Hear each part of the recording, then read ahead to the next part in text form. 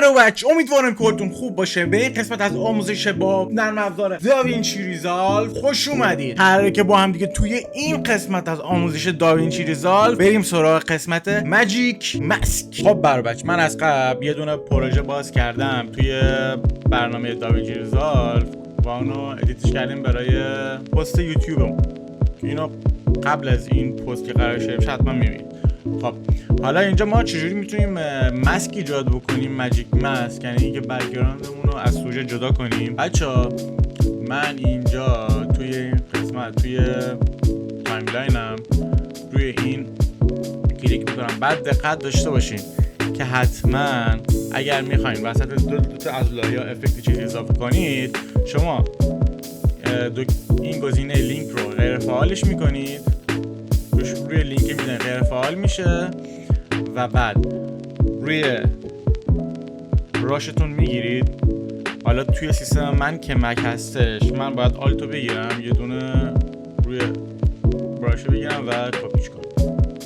خب من الان اینو کپی کردم از اون راشمو. بعد روی راشی که کپی کردم یه دونه کلیک میکنم، میرم توی قسمت فیوژن.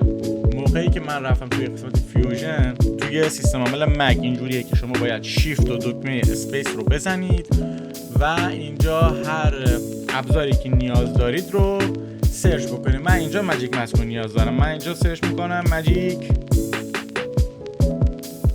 ماسک. فونتش فارسیش ماجیک ماسک. اینا ماجیک ماسک رو برای من آورد. من روی ماجیک ماسک کلیک میکنم، دکمه اد رو میزنم. خب بعد که ماجیک ماسک رو آورد، بعد من اینجا توی قسمت تایملاین ماجیک ماسکم من اینجا این انتخاب کردم، این لایه رو فقط انتخاب کردم. اگه دقت بکنید فقط این یکیه. خب میایم تو قسمت فیوژن.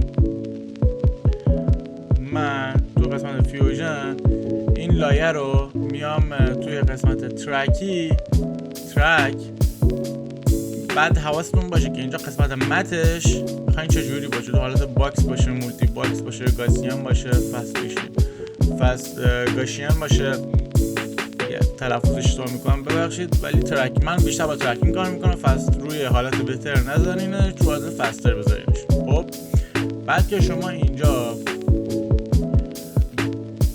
اومدین راشتون رو آوردین، اینجا روش کلیک میکنید. کلیک که میکنید انتخابش میکنه. خب الان بقیه بدنش هم برای من انتخاب کرد و من الان اینجا ماسک خودم رو انجام دادم به همین راحتی. خب بعد توی همون قسمت اینسپکتور توی ترکینگ میام گزینه ترک FWD10 ریورس رو میزنم و اون رو برام ترکش میکنه. خب بچه ها الان مثل که رندرش تموم شد و بریم نتیجه نهایی رو ببینیم. بله الان چیزی که شما داری میبینید اینجا، من تکسمو انجام دادم به این تمیزی که شما دارین میبینید. اینم از آموزش ماجیک ماسک داوینچی ریزالو. امیدوارم که این آموزش به درتون بخوره و تا ویدیوی بعدی و یه آموزش دیگه خداحافظ.